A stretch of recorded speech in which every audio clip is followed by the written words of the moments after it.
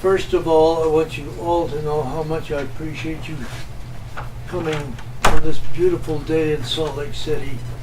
But it reminds me of some of the problems we had during my career in the Air Force, where we had clouds in the sky. And Well, we'll we get can into just that a inform little them, later. that's fine. Is this for you or for him?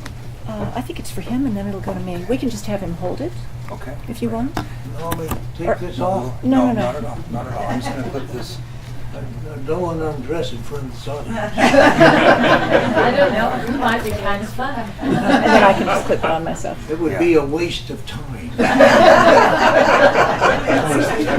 Okay, depends should on we your test point it? of view. So you want to test that? Let's see, is this a little louder now? That's okay. Can you hear me? Well, the speaker's actually back here in overflow. Let me redirect it. Okay. But Well, please continue. I can raise my voice as I'm speaking too. Okay, just go ahead. Well- They can all hear you in the room. Again, thank you all for coming to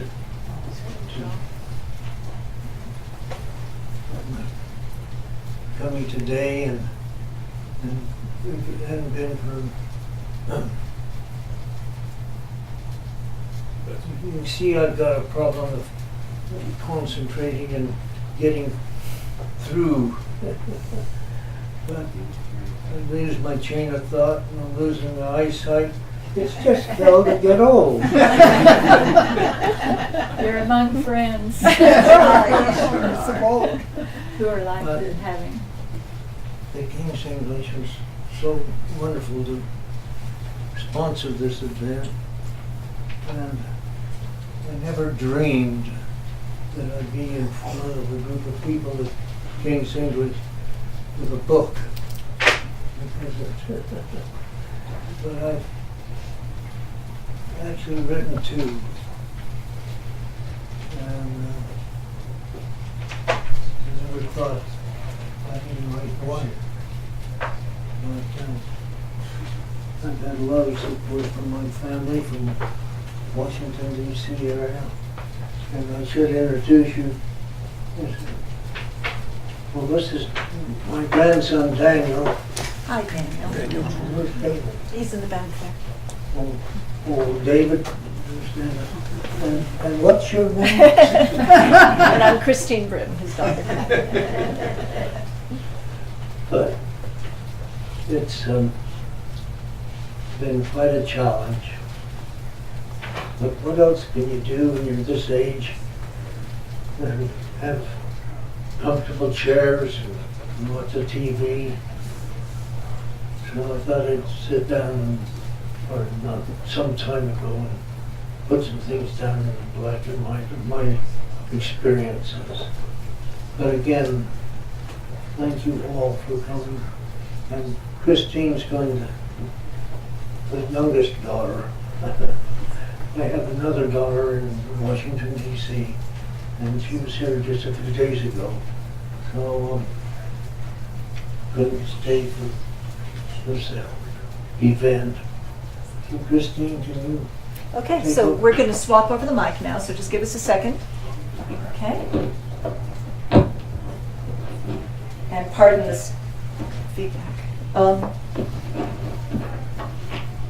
So hopefully.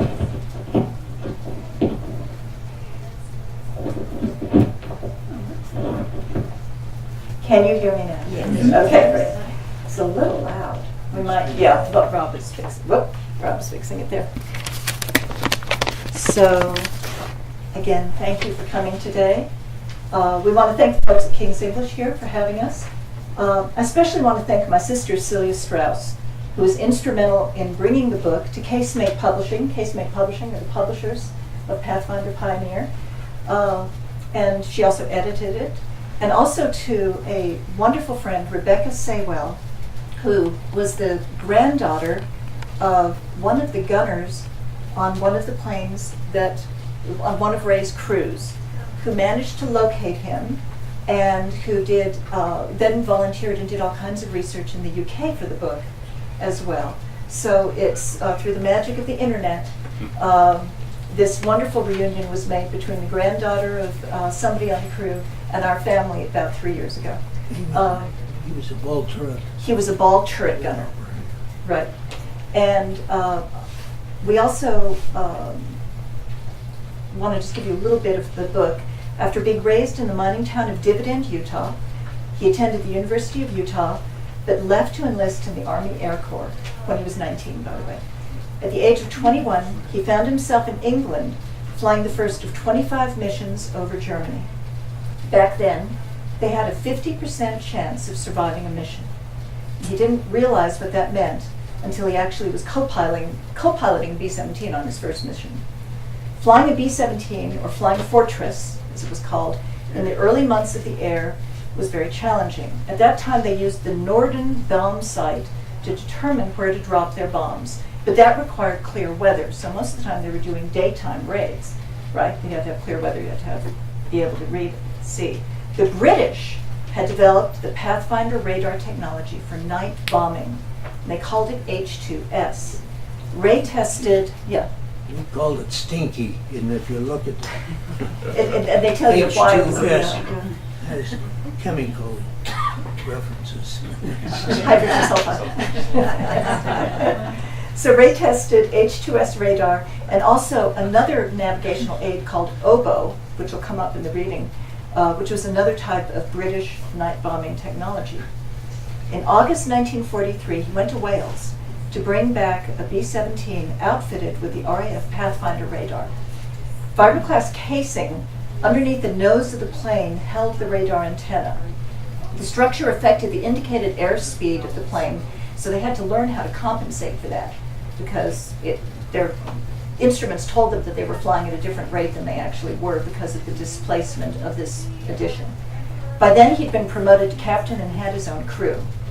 Mission number 8 was his first as a Pathfinder pilot, and his next 18 missions were unique experiences in air combat. So since reading is impossible for him now because of his eyesight, I'll be his voice here and do the reading for him. And what we're going to do, we're going to tell you a little bit about oboe and then read you the stories of 2 of the raids, okay?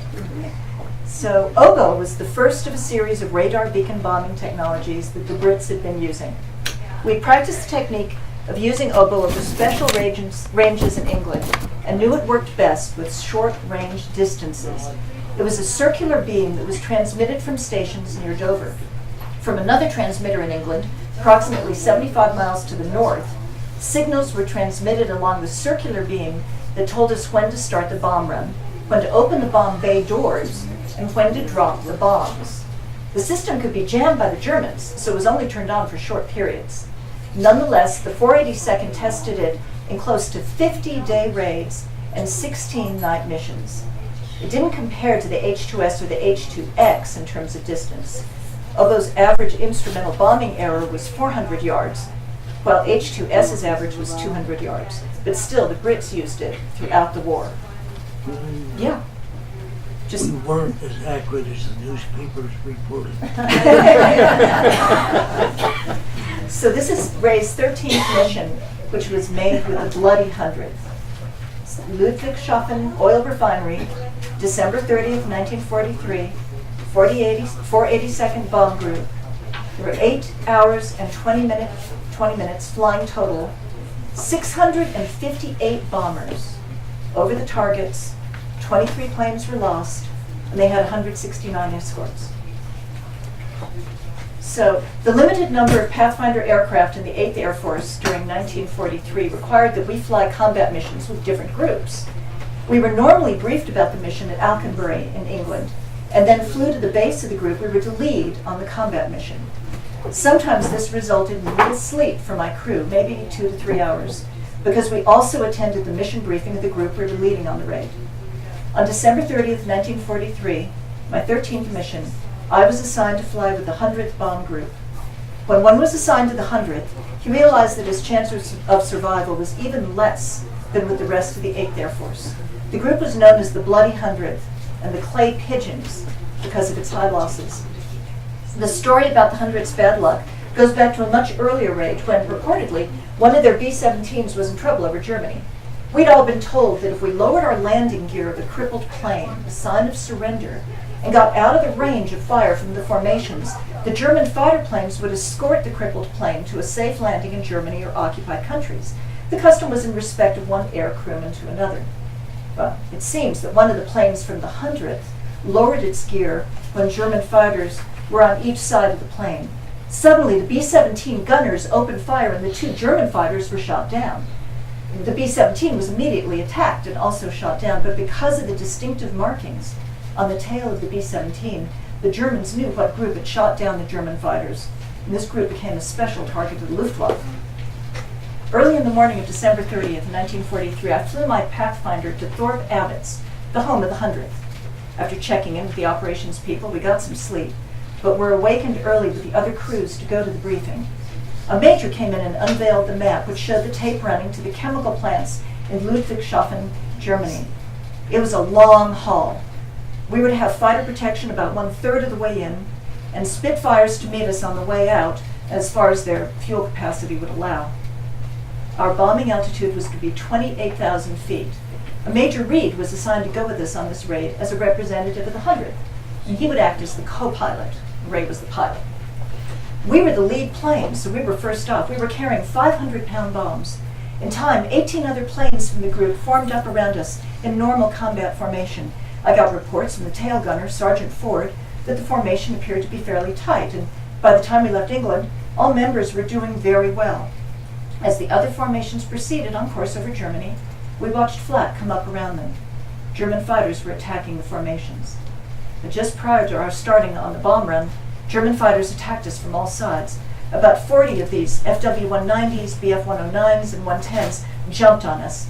Those fighters that I could see executed a frontal attack. I could see their 20mm cannon rounds explode as they approached our formation. The Germans had loaded their belts of ammunition with armor-piercing shells interlaced with explosive shells, and it was the exploding ones that I could see. Okay, I'll slow up. I took some evasive action, but with the formation following our plane, that action was very limited.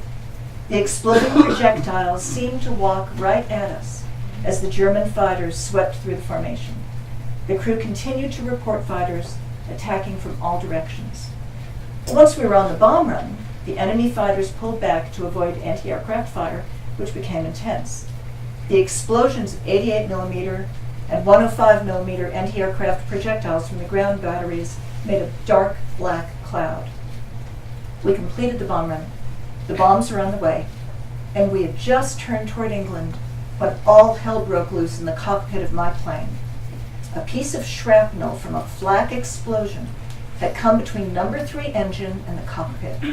It entered the plane, went through the main oxygen tanks on the right side of the cockpit, ricocheted off the post of the upper turret, and fell to the deck beside the upper turret, punctured the oxygen tanks on the other side of the cockpit.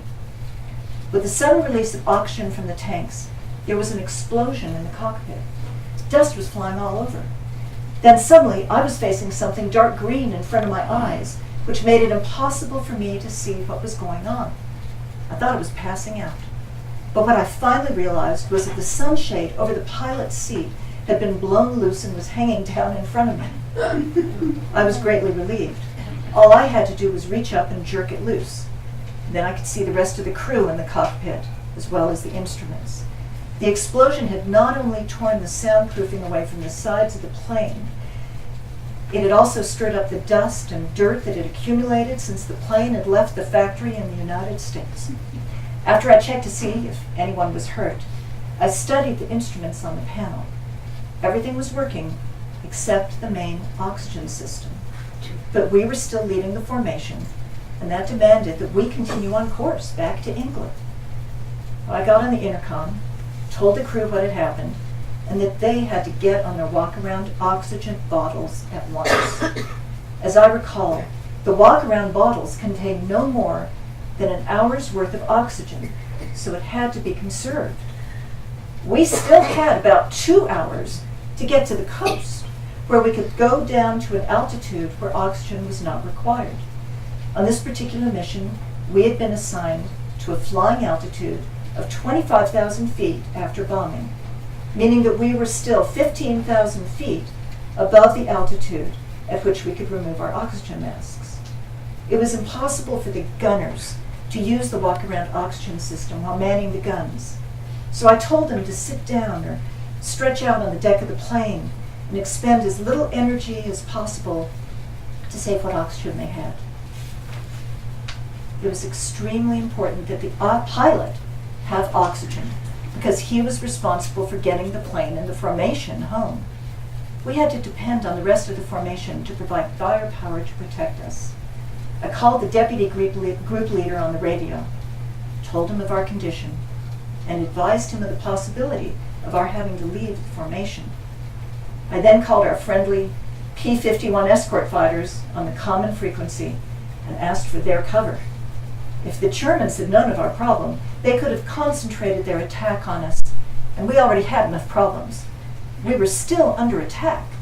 In fact, 2 B-17s from our formation had been lost on the way out.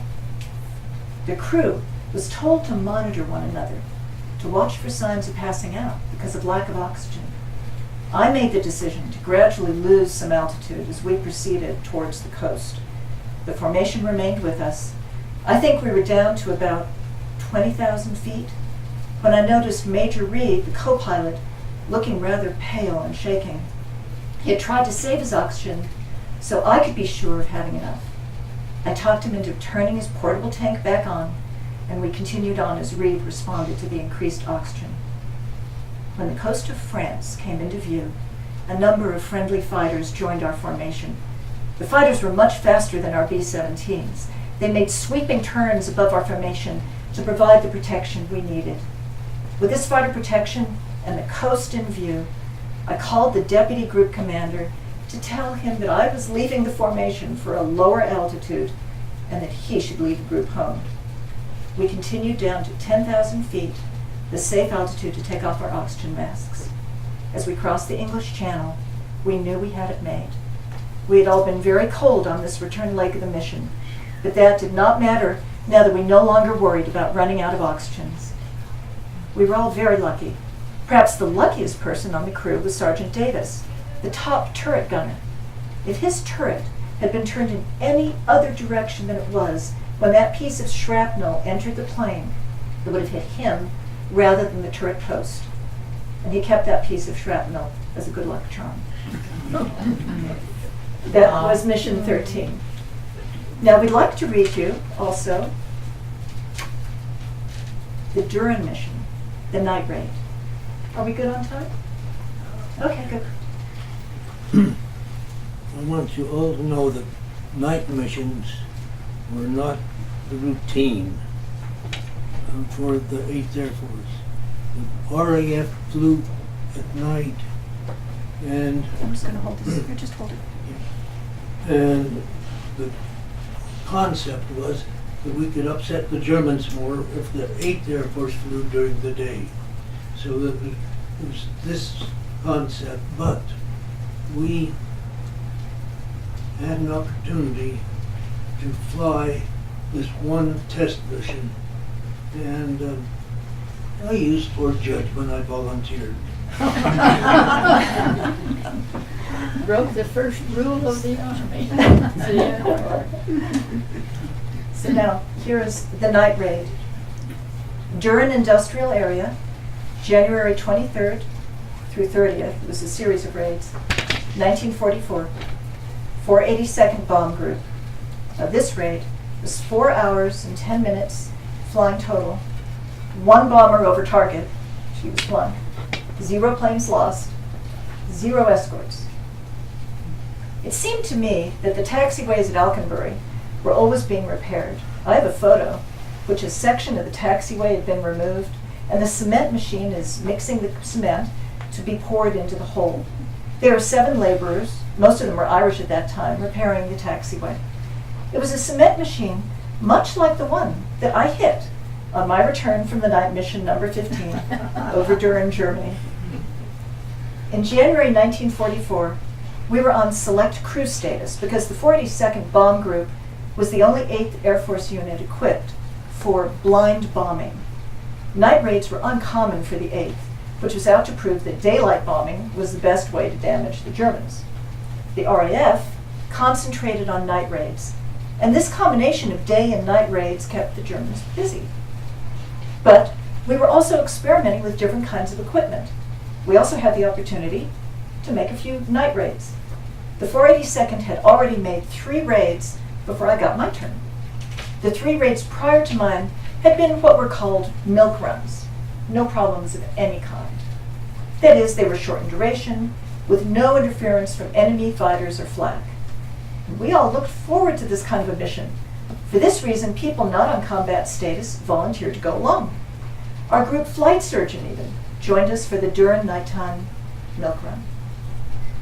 Sour milk. When I say milk run, that does not mean that we were not afraid. There is no such thing as getting used to combat. Every combat mission placed stress on an individual, and each one of us handled it in his own way.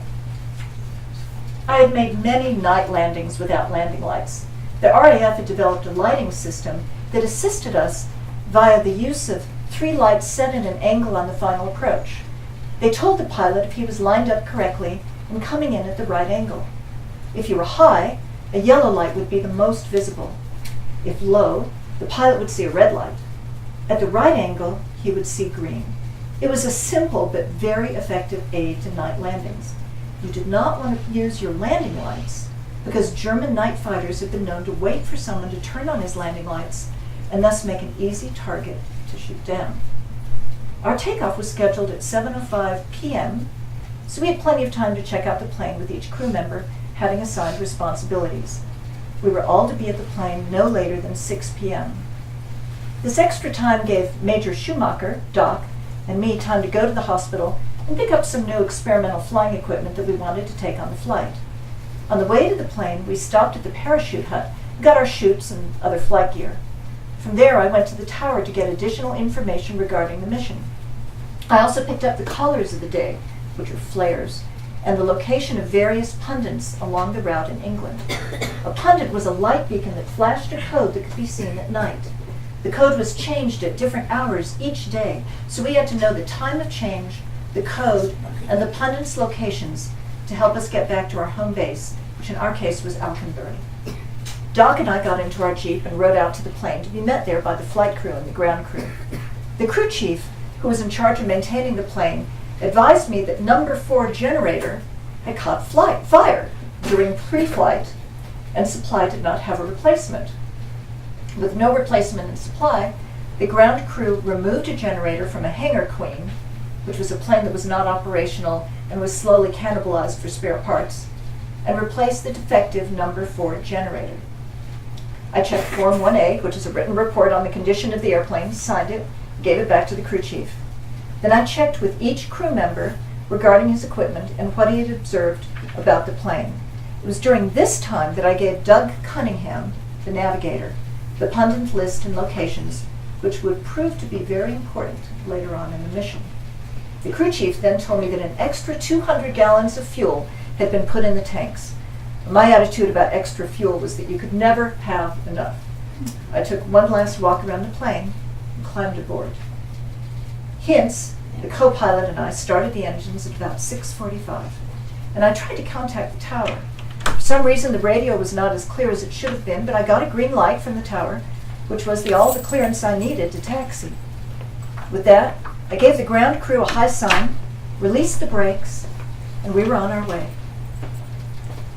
At the run-up pad, at the end of the runway, we went through the pre-takeoff checklist and run-up. Again, I called the tower for takeoff clearance, but no luck. Then the traffic control van at the end of the runway gave us a green light. We turned onto the runway for takeoff. Both Fritz and I thought the reason the tower had not wanted to reply was because of the mission and for security of all concerned. Fritz and I had been flying together long enough that it was a pretty routine takeoff. We always had plenty of speed on the runway before I would pull back on the control and we would lift off. I left the superchargers on until we had additional airspeed and altitude. After adjusting the power to maintain our desired climb rate, I switched over to the interphone for a crew check and to confirm the departure heading of 235 degrees with Doug, the navigator. We ran into clouds at 8,000 feet, but broke out of them around 10,000. We went through more clouds at 14,000 feet, And it was then that Nick Deere, the bombardier, called to ask if we could see sparks around the nose of the plane. I looked then and did see a few sparks jumping across the astrodome, but this was nothing more than static electricity that we were picking up. Sometimes a blue hue would also form around the astrodome. Doug, the navigator, called several times to ask if we could increase our rate of climb because we were falling behind our schedule and were not where we should have been at that point of our mission.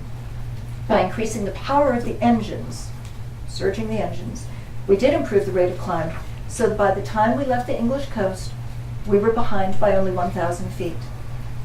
All lights were turned out as we left the English coast. Even the instruments in the cockpit were turned down to a minimum. On this mission, we did not test fire our guns because even the muzzle flash would have revealed our position. We were about halfway across the channel when Doug called to ask that I hold a tight heading and airspeed so he could get a good reading on the direction and speed of the wind at our assigned altitude. We crossed the French coast at 26,000 feet, and then I started to carry out evasive action to avoid German fighter pilots who could be coming up on the plane. No sense in putting the tail gunner, Sergeant Ford, to work this early in the mission. We knew the Germans had picked us up on their radar just about the time we left the English coast. German radar would also identify the fact that we were a single plane. The question that bothered us was whether the German command would send up fighters for just one plane. I could not take a chance. Evasive action consisted of turning 10 degrees to the left for a set time, 20 degrees back toward the base course, changing altitude a few hundred feet during the time on each heading. These course changes kept Doug busy making sure that we averaged out the course necessary to get us to the initial point for the bomb run at the right altitude and heading. Disaster. Even though we had the cockpit lights turned down low, I noticed that they would go out for a short period of time and then come back on. I knew we had only 3 generators because the generator on number 2 engine had been removed to be replaced by an alternator to operate the oboe equipment.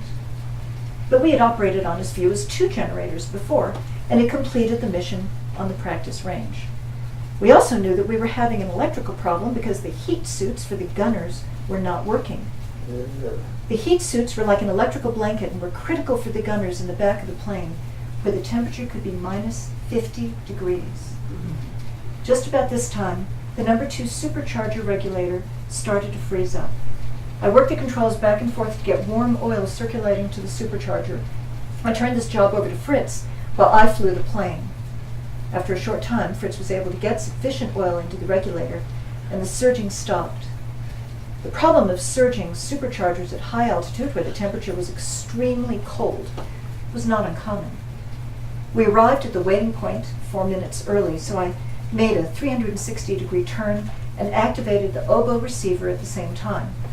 Upon completion of the 360, I received a course from Doug and went off interphone so I could concentrate on the oboe.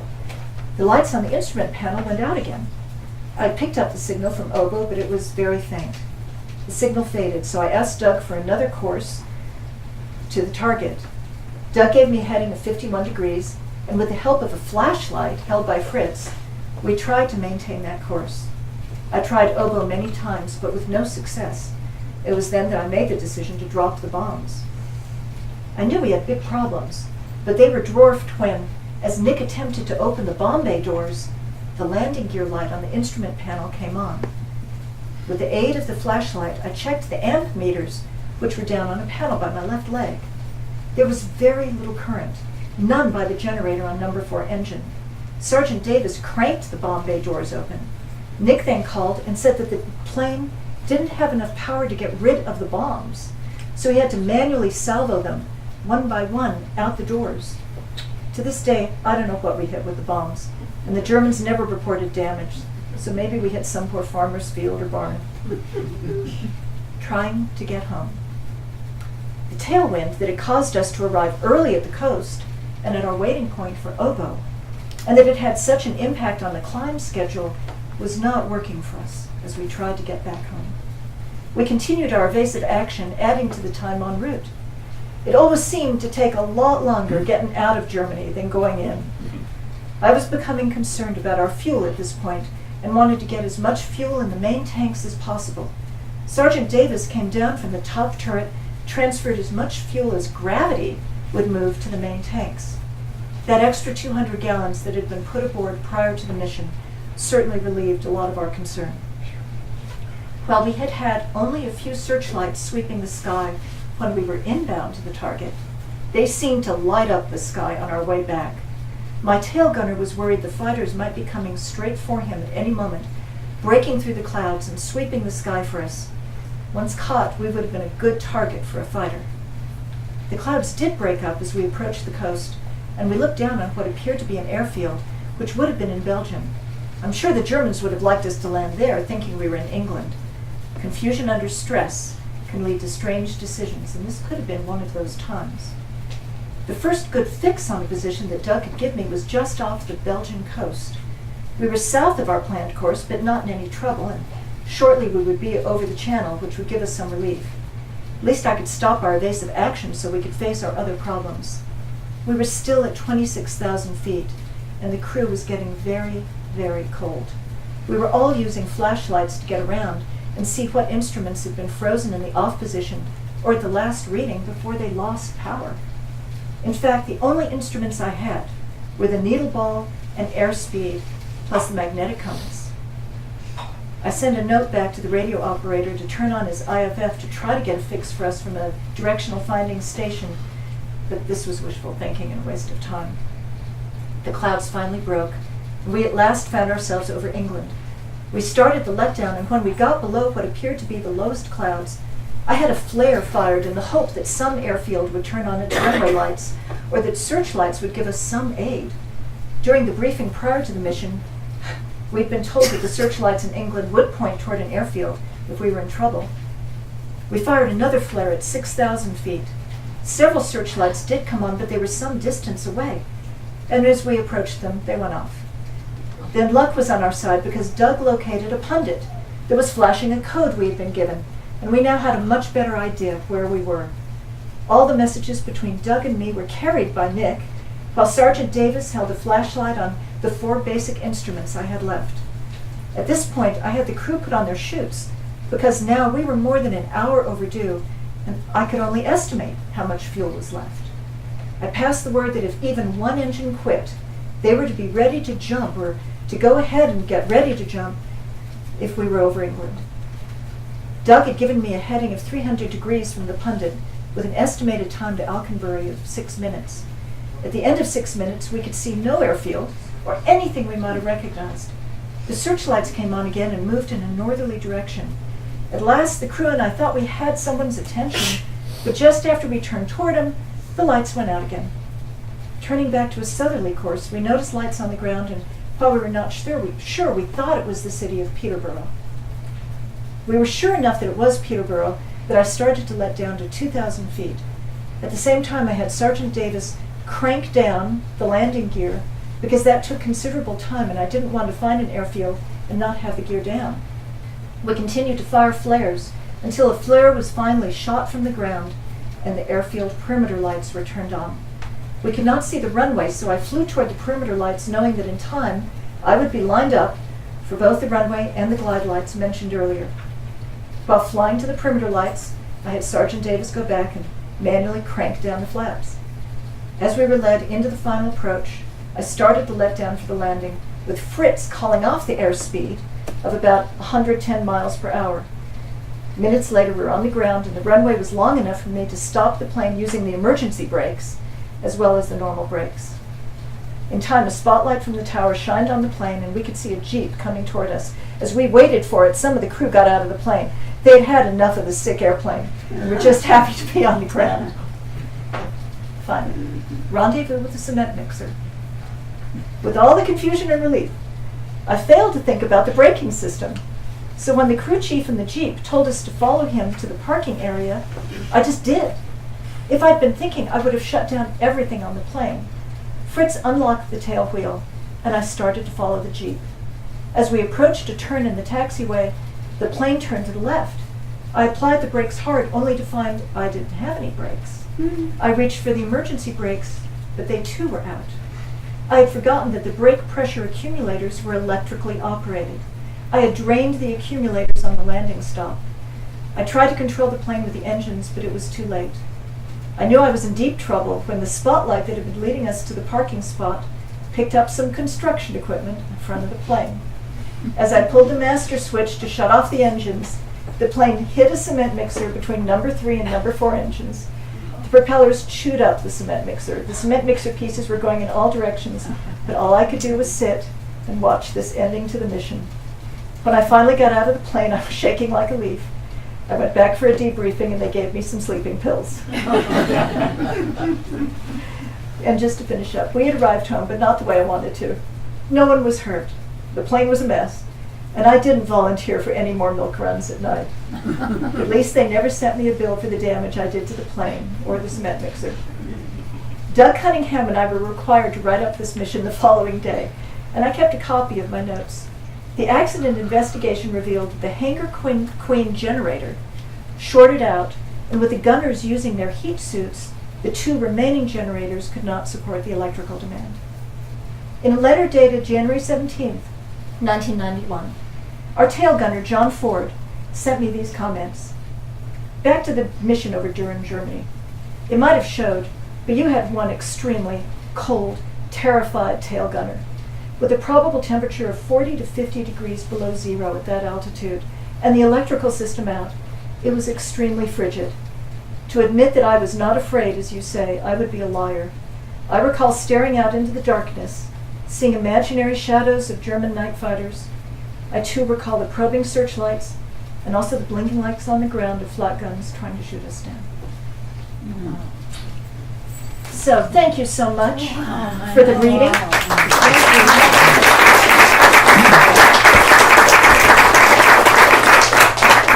And we'll open it up now for just a conversation. Any questions with Ray that anyone has?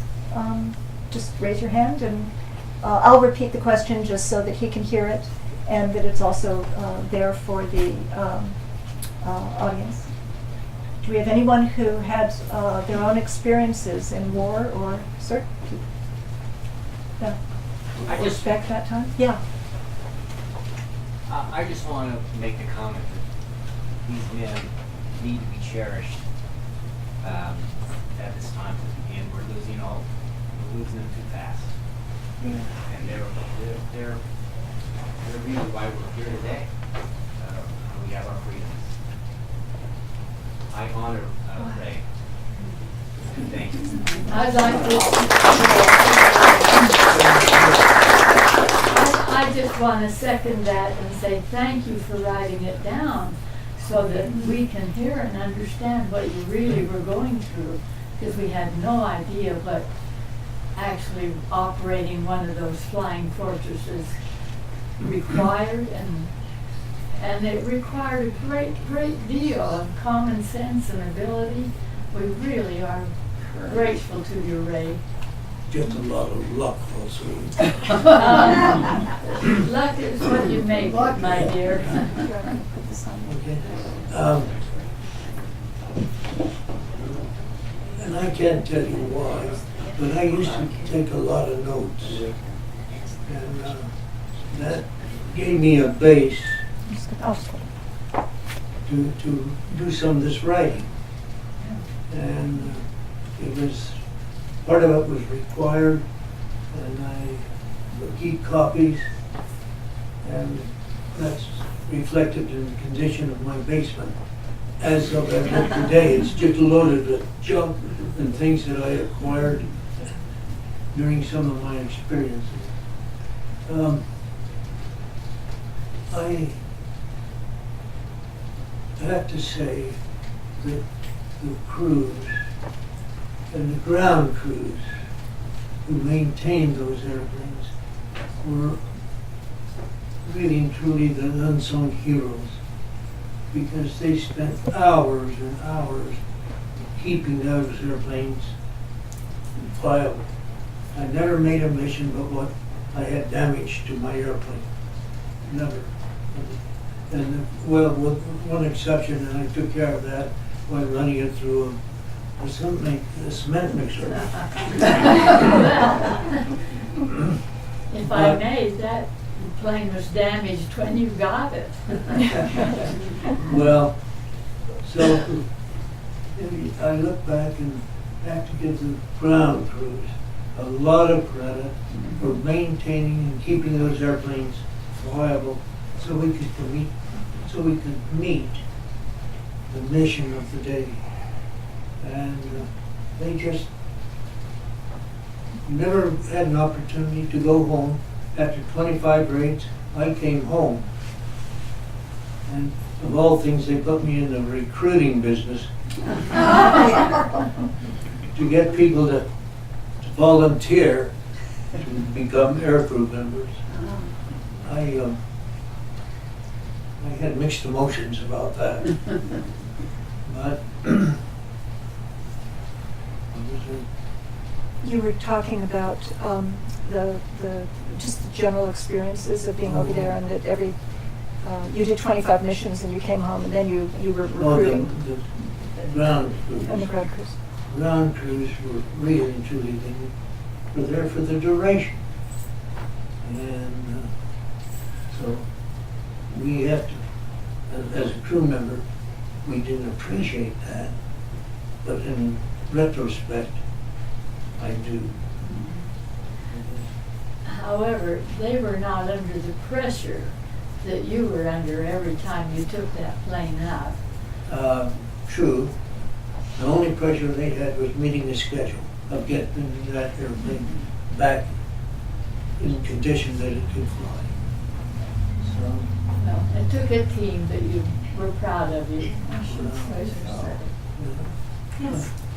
Thanks to technology and all the movies we've seen about the war and such, I just found as though you were reading that I could just visualize everything. I was getting nervous. You were sitting there, I really get nervous. Well, because that's wonderful.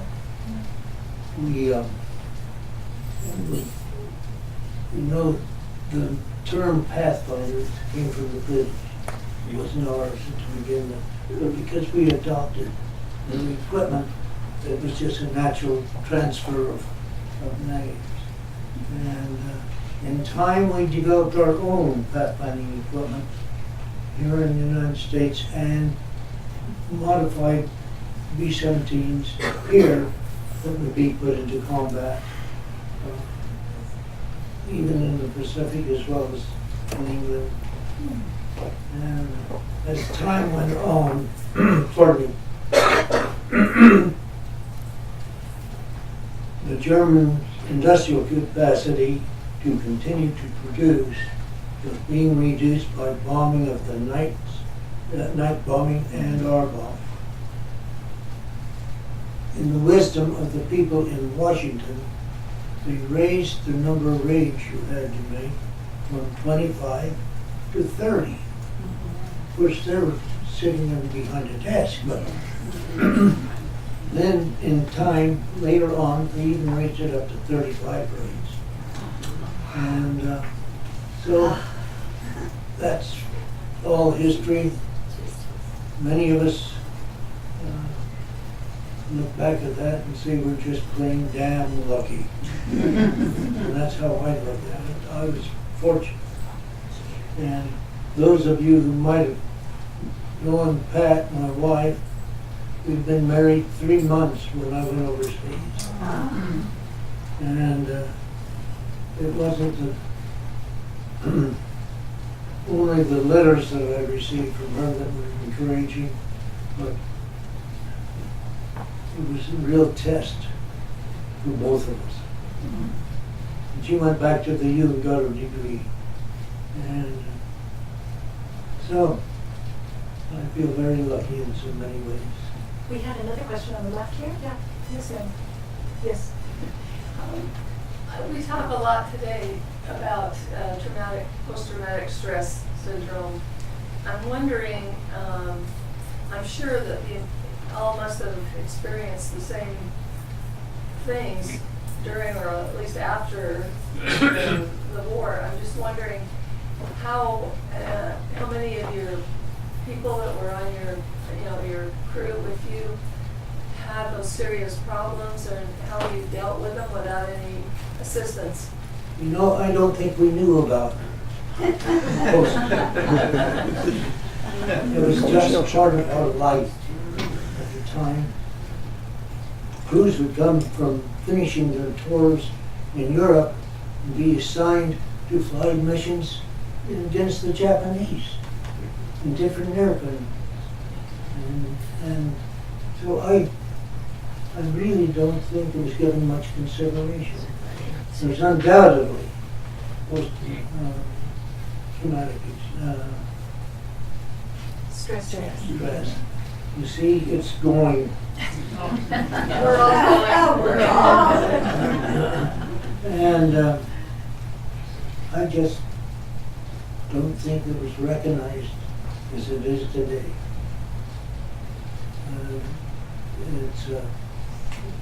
We were all learning about the war, the pilots, the hospitals in the United States. It was all a learning process. Because it had been some time since we had had a war against an enemy. And so, post-traumatic stress, I'll get it right on tomorrow, just was not given much consideration. Do we have another question in the back there, or? Yes. Ray, it's Mary. Say a little bit about your transition from the mine Oh, to your military training. okay, there. I would doubt if anyone here has ever worked down a mine.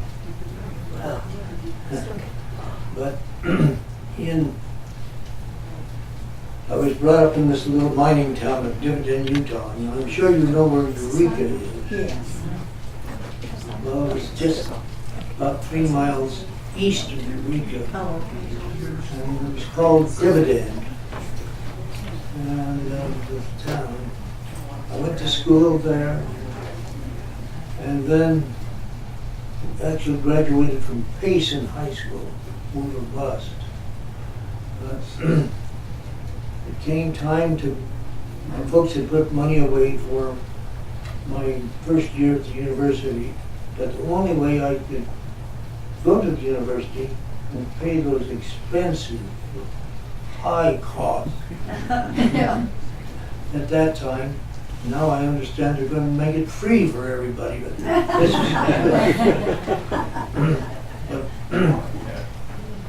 Anyway, I had to make some money so I could go to the University of Utah my sophomore year. And the company, was called the Tinnick Standard Mine, had a policy that if you were going to school, you could work down the mine if you were 18 years or older.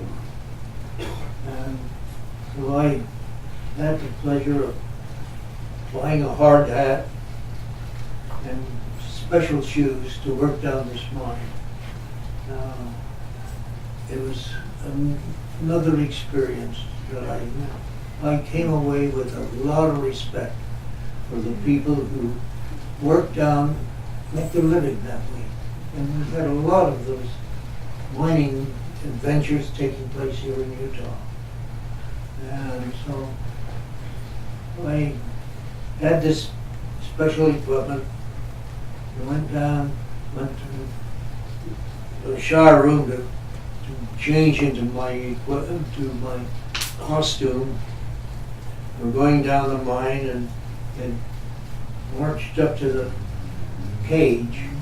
And I think it was going back on the cage would hold about 6 people.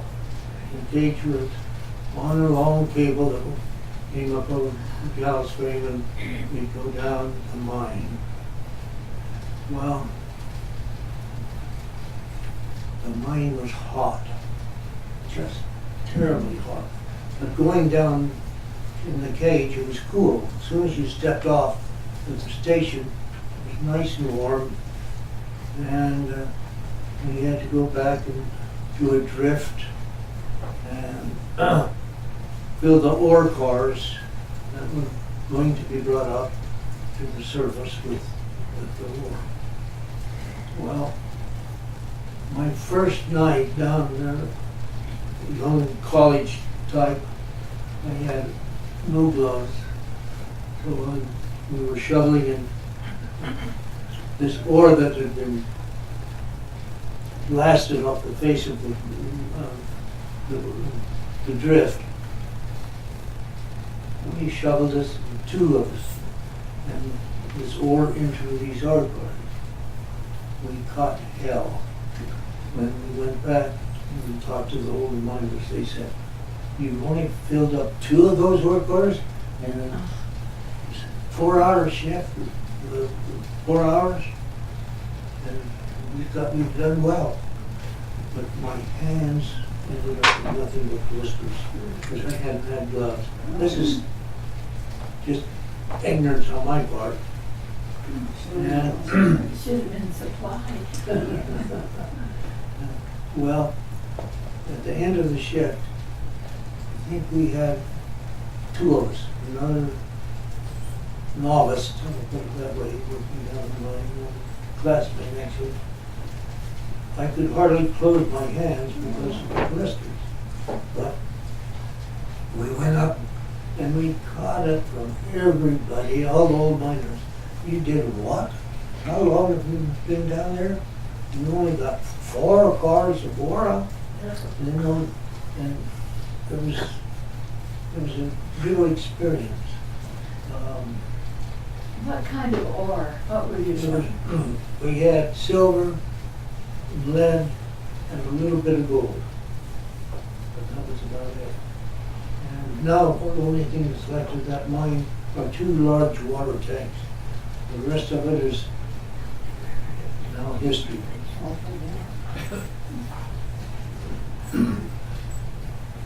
There's another question over here, in the back, and then, okay. Go ahead, sir. My brother worked with you, Ray. Manuel Loyola. Oh, manual. Yeah.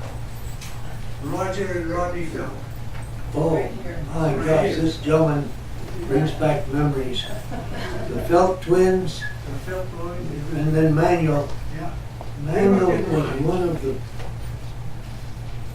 most talented people. He in grade school, he could play a mountain.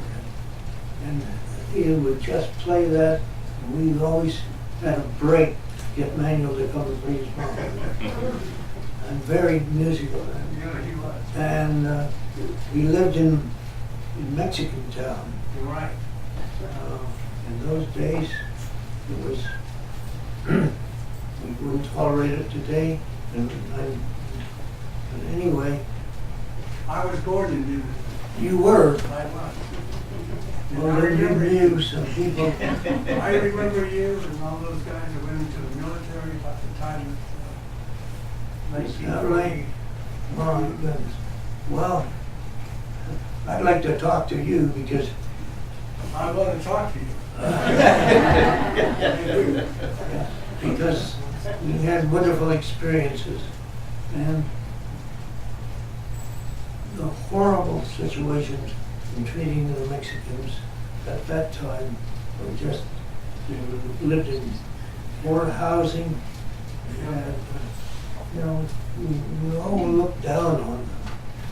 And yet they had a longer period of time to advance in the mine, and yet they were perhaps the best qualified because they had this long training period. But that was a company policy. And it was cheaper labor than hiring so-called, what I had here, whites. Well, we survived. Yeah. Well, it Yes. wasn't easy. Yes, sir. And What was his bomber base in England? Alconbury. Alconbury, What was your bombing group? Were you the 482nd, we went over as in part of the 92nd bomb group. And then we became part of the 482nd. for? And 482nd was the Pathfinders. And what was your tail insignia? You had the letter B up there on your tail. What was your plane number? See, you're asking questions and going way. Did you ever come in contact with any of the Bassingbourne irregulars out of England? With John Morgan, Robert Morgan? Oh, Jordan Morgan? Yes. He was with the Miami Clipper and the 91st Bomb Group Heavy. They did the Wilhelmshaven bomb run. Also the Major Schmidt plant. Well, John Morgan got the Congressional Medal. Right. You have a DFC up there too also. And John was in the same organization as we were. Right. 8th Army under General LeMay, is that right? General May. I prefer not to discuss General May. Right. Right. That son of a bitch is what they call it. That's all right. But John was a co-pilot, and this is an interesting story, I think. And I see people that forget their wives. No, I have a So- dog. But John was on a mission, and he was flying as a co-pilot. Right. And his pilot's name was Campbell. Right. And over the target, Campbell was wounded, and I think the wound came so close to the top of his gun they couldn't put a tourniquet on him. And so he bled to death in the cockpit. Here. Campbell, or John Morgan, Right. took over, flying his co-pilot, took over and got that plane and its crew back to England. And he was awarded the Congressional Medal for these actions. And he deserved it as far as I was concerned. He had been in the RAF before he joined our organization. And am I right in this? Yes. And then when we became involved in the war, those pilots joined, and crewmen joined our United States Army Air Force. And they had all this experience and so forth. And What month in 43 were you over there? Gosh, he was there a lot at 43. How early in 43? 43. I think it was about September. May, but you're May. asking May. I'd have to look at his first mission here. Certainly June. Missions 4 and 5 were in June. So 45? No, missions 4 and 5 were in June. Okay. So I'm just 43. looking here. 43. Yeah, you was May- all there before any Yeah, fire May escort 15th was happening. May 15th was the first one. Okay, now, other comments, sir? You was there before you had fighter escort. Absolutely. You was doing just straight fortress bombing. Pardon me for laughing. When they decided to name the Boeing aircraft the Fortress, it was a misnomer. Because we just no question, we could hold our own with some fighters, but it was not a fortress by long ways, by definition. What was the name of your plane? Plane, Yeah. Piccadilly Princess. Oh, I know. All right. I knew, yeah, that's Piccadilly. Piccadilly Princess. Thank you. Thank you so much. We have time for one more question. Yes, sir. Well, I was just curious, when you were on the bombing raids over Germany, you had to pass a lot of German-occupied countries like France, Belgium, Poland. Right. I lived in Norway during the war, and I noticed in Norway in particular, we have RAF have bombing raids almost daily on German submarine bases on the western coast of Norway, and they were mining the Oslo fjord by every night to stop the German shipping. Did the Americans ever bomb in that part, or was it just the British? I think it's probably just the English, but I'm not sure about that. My experience in Norway was after World Yeah, War I II, remember and that, the Norwegians had been captured, or not captured, but had been occupied by the Germans. Yeah, from 1940 to 45. Yeah. Yeah. And Sweden was not. Oh. So if we were shot up and we could go any place in that part of the geography, we'd try to, and didn't think you'd make it home, you'd try to land in Sweden because they were a neutral nation. And Well, you were lucky to let you land. pardon? You were lucky to let you land. Yes. So we've been given the high sign here. Let's do one more question, and then we'll have to. I don't have a question, I just have a comment. Ray, it's Jackie. Jackie and Milo. We moved into our area about 8 or 9 years ago, and I moved into the most humble, wonderful, sweet, accommodating neighbor that anybody could ever have. And you can imagine how surprised I was when I had access to his book and read about his background and the bravery that he has had, and he's just been such an asset to our area where we live. And can you even comment at all about all of the wonderful medals behind him? We certainly welcome everybody to come up and take a look at them. Can you tell us what they are? Okay. Let's see, Some of them?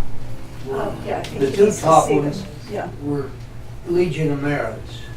And then the next, So you can see them, just angle it so he can see maybe. Yeah, there we go. oh, there we go. The two top medals, well, these were just my pilot wings. And you had to become a command pilot where you could clear yourself. And this gentleman knows all about that. You had to be a command pilot, but you had to also give more thought to clearing your own airplane. But anyway, for the medals, I have 2 Legion of Merits, and that's for my service in the Pentagon.